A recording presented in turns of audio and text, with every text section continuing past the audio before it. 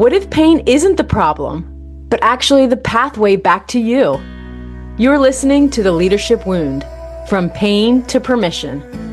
I'm Amanda Rohrer, your host and founder of Authentically You, coaching for embodied spiritual living and leading. This is where we get honest about the real cost of leadership, the burnout, the pretending, the rejection, and the return to your authentic self. Because this isn't about performance, it's about permission. Welcome to the leader you've always been.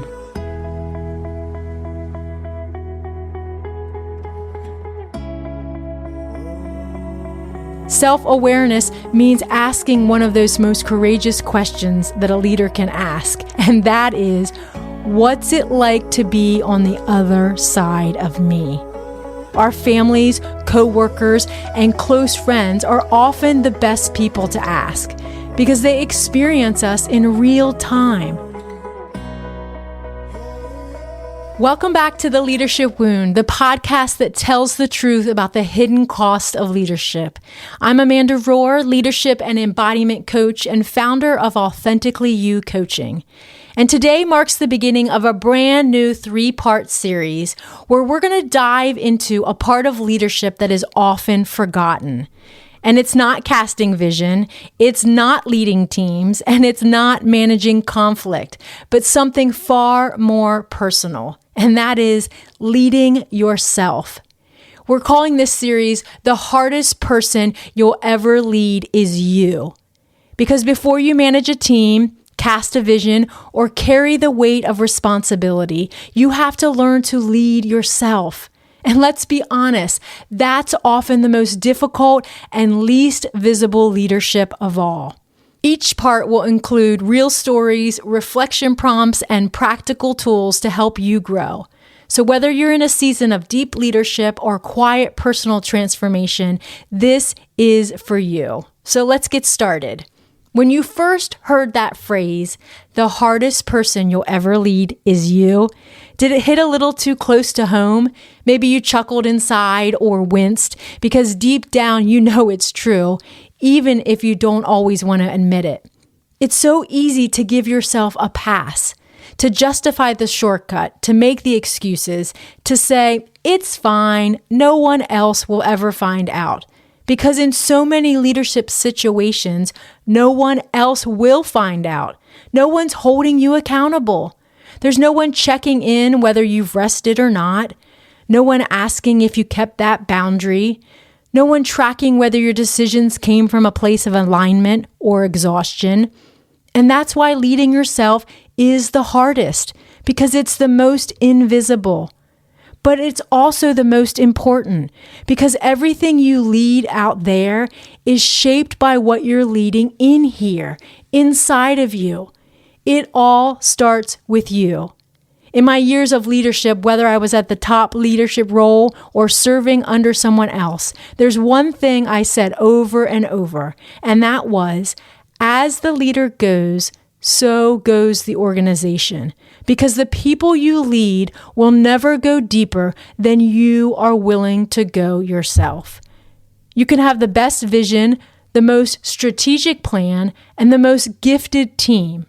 But if the person at the top isn't emotionally healthy, spiritually grounded, and personally aligned, everything else is standing on shaky ground.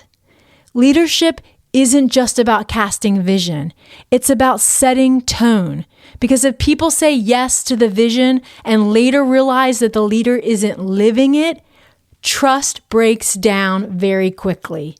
Because you are the culture. You are the thermostat. If you're anxious, avoidant, scattered, or burned out, your team may never say it out loud, but trust me, they feel it and they reflect it unconsciously. So if you're not leading yourself with intention, what you are modeling will speak louder than anything you teach or preach. Let's talk about what holds us back from leading ourselves. They aren't external limitations, they're internal ones. Invisible, subtle, but impactful on who you are becoming. I'll start with what I see as the top culprit, and that is a lack of self-awareness. Let's be real. It's hard to lead what you won't look at. You know the old adage, do what I say, not what I do. It's usually said with a bit of humor, but in leadership, it becomes dangerous because people don't just follow your words, they follow your way of being. And when there's a disconnect between what you say and how you live, people notice. Even if they don't say it out loud, they feel it. That's where self-awareness is so crucial because it's more than knowing your personality type or Strength Finder's result. These are helpful, but without a willingness to have the courage to see yourself clearly, your patterns, your triggers, your motives, they're all just really useless. Self-awareness means asking one of those most courageous questions that a leader can ask, and that is, what's it like to be on the other side of me? Our families, coworkers, and close friends are often the best people to ask because they experience us in real time. Not just through our intentions, but through our actual presence. But here's an important caveat. Be mindful of who you ask in this process. Not everyone is a trustworthy mirror. Make sure the people that you invite into this conversation are emotionally safe, grounded, and genuinely have your best interest at heart. Because if you ask this question to someone who lacks self-awareness, what you receive may not be the truth, but projection. They may describe the version of you they wish they were, or reflect their own unhealed wounds back onto you. I've experienced this before, and it can be a bit disorienting. We'll talk more about that in the next episode where we talk about feedback and vulnerability, because not all feedback is equal, and not all is worth taking to heart. But if you've left a conversation thinking, is that really who I am? Did I miss something? You may have experienced projection. Sometimes people can't separate their pain from their perception. Of course, they wouldn't call it pain because they're not self-aware enough at the moment to be able to see. Common ways that this can be seen are they may accuse you of being controlling, when what they're really struggling with is their own fear of not being in control. They might say you're emotionally distant, or that they don't really know you. Not because you are, but because they've never seen healthy boundaries modeled before. Or they may praise a quality in you. On the surface, it sounds like a compliment, but underneath something feels off. Because in the same breath, you can see their insecurity as if your strength is somehow a threat to their sense of value or ability to lead. On the other hand, they admire what you carry, but subtly imply that it's a bit intimidating. When we have a healthy perspective and good self-awareness, we're able to spot these things in ourselves and when they creep up in our relationships. And this is an important skill to have because we're not meant to carry each other's gifts. We are meant to own our own. When someone hasn't done the work of understanding and embracing their own leadership wiring, your strengths, whatever they may be, will feel threatening instead of inspiring. And instead of celebrating what you bring, they may begin avoiding you. They may become controlling or untrusting, and even perhaps resentful of your gifts. Not because you've done anything wrong, but because they haven't yet made peace with their own unique voice. But let's take a pause here before we go too much into the judging or criticalness of others. Because the truth is, we all do this. We've all had moments where someone else's confidence or skill set feels like a threat, where someone's clarity made us feel uncertain, where someone's freedom made us feel stuck. It's not just them, it's us too.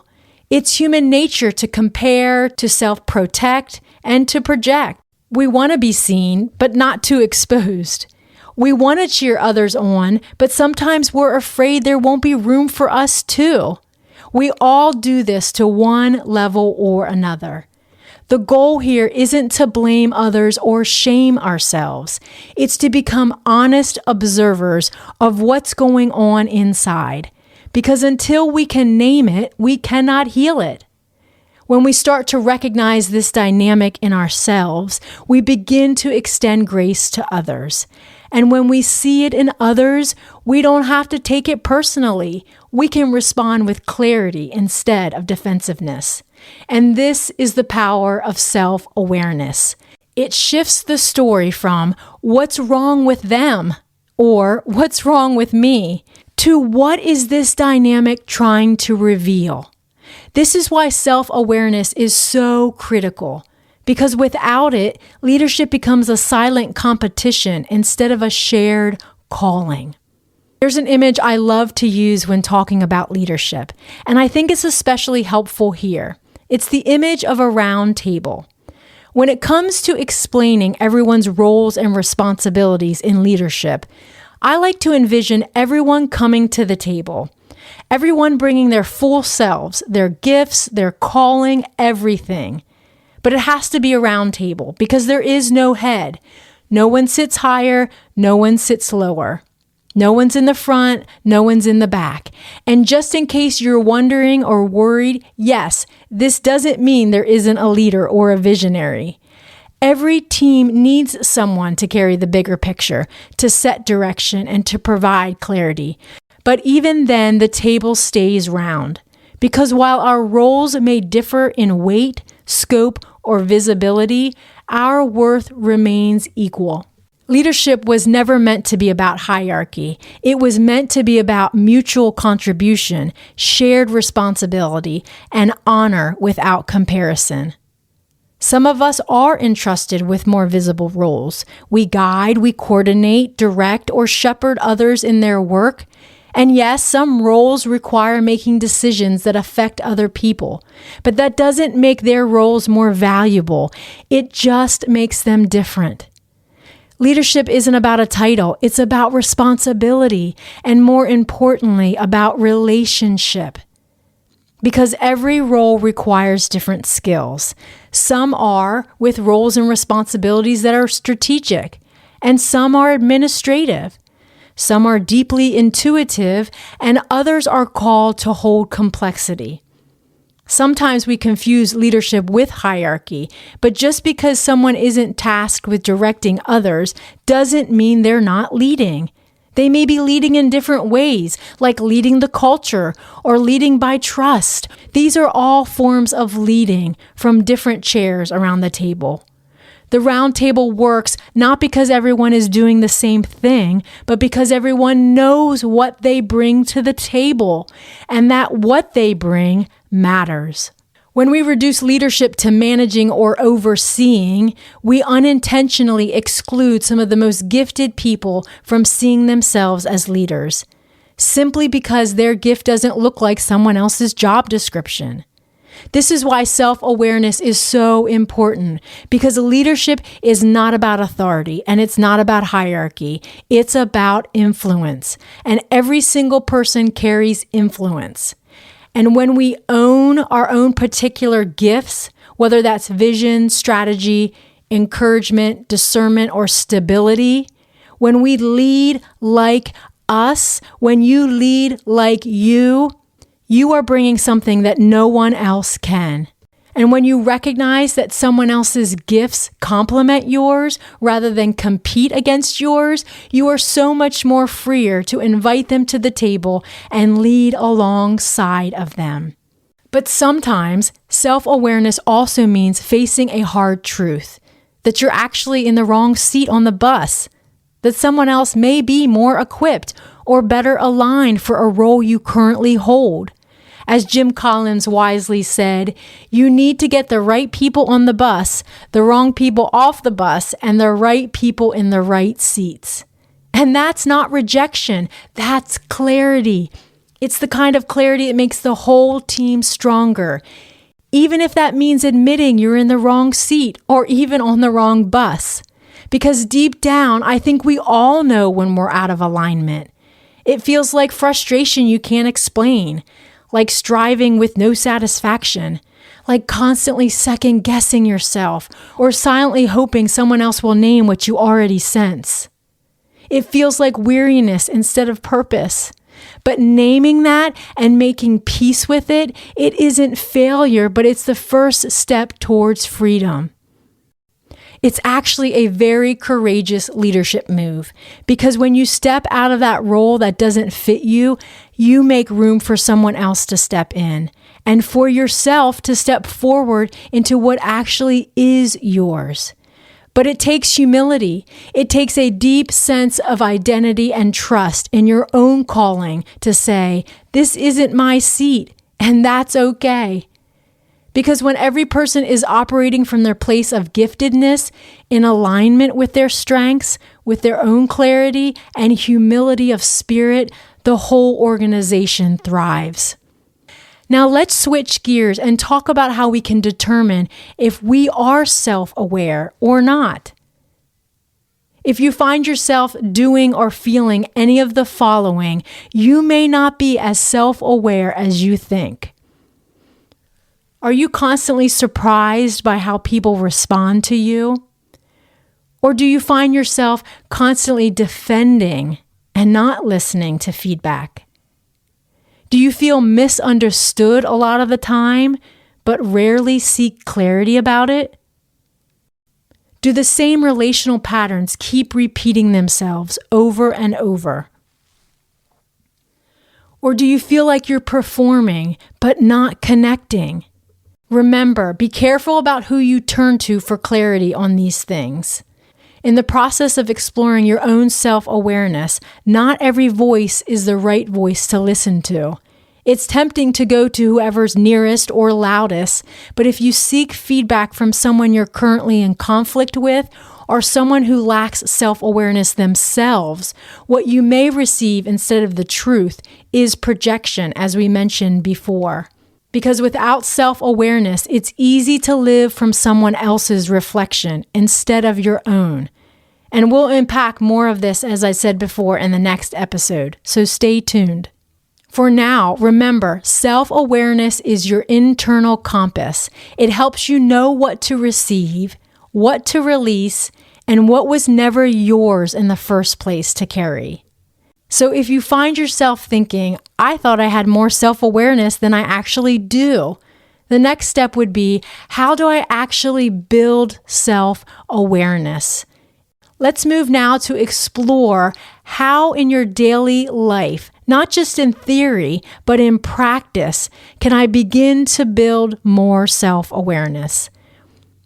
The first step would be to practice daily reflection. Ask yourself, what emotions came up for me today? Where do I feel out of alignment? Was I reacting or responding for most of the day? Next, you can move to noticing emotional feedback. This is what we call emotional intelligence. Not just what people say, but how they feel around you. Watch what's left unsaid. What lingers in the room after you leave? The next is you can journal. Write down the moments that trigger you. And as you do, ask, is this about now in the present, or is this about something deeper in me or something from the past that I have not dealt with? And lastly, use tools, but don't hide behind them. Use things like personality tests, like the Enneagram, or therapy or coaching.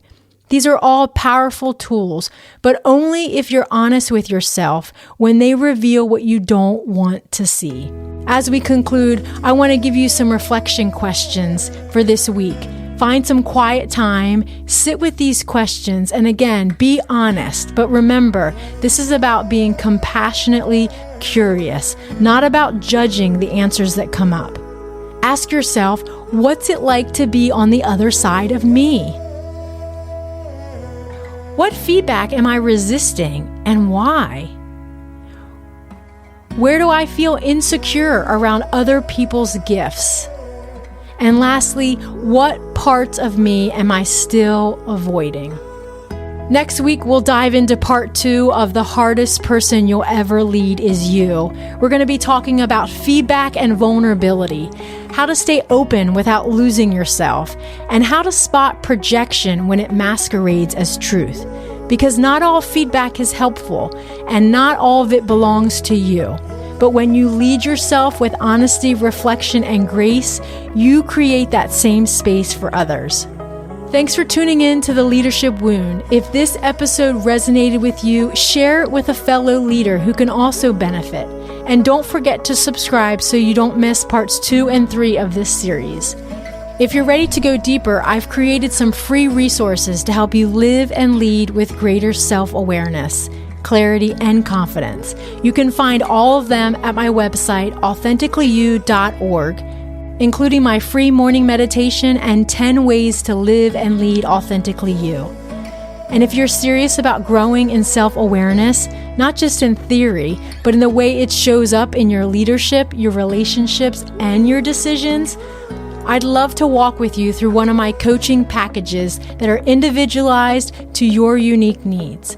All you need to do is schedule a call on my website, and we'll explore how coaching can support you or your team in showing up fully and leading with integrity from the inside out. Until next time, lead like you.